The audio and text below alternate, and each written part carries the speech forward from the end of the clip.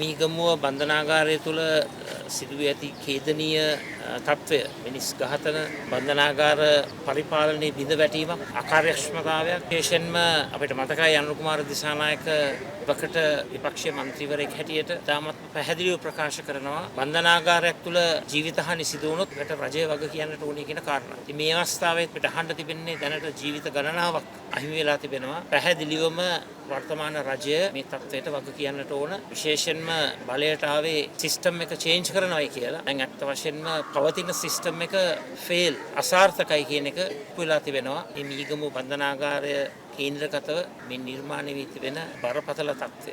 දැන් එදා අත්ත වශයෙන්ම දච්චකමින් ජාතික ආරක්ෂාව පිළිබඳව කියපු දේවල් කිව්ව මේසකුයි කුටුවකුයි බංකුවකුයි අරගෙන එන්න ජාතික ආරක්ෂාව ගැන උපකාරක පන්ති පවත්වන්න සූදානම් කියලා. රජයට මට කියන්න තියෙන්නේ පැහැදිලිවම දච්චකමින් උඩඟුකමින් අහංකාරකමින් බැහැර වෙලා මේ රටේ ජනතාව මුහුණ දෙන බරපතල ප්‍රශ්නවලට උත්තර සපයන. ඒ වගේම බලයේ තිබුණු කමනින් ඔළුව ඉදුමුව ගන්නේ නැතුව තාමත්ම නිර්හංකාරව ජනතාවගේ ප්‍රශ්න සැබෑ ලෙස හඳුනාගෙන විසඳුම් සැපීම රජයේ වගකීමයි රජයේ යුතුයකමයි.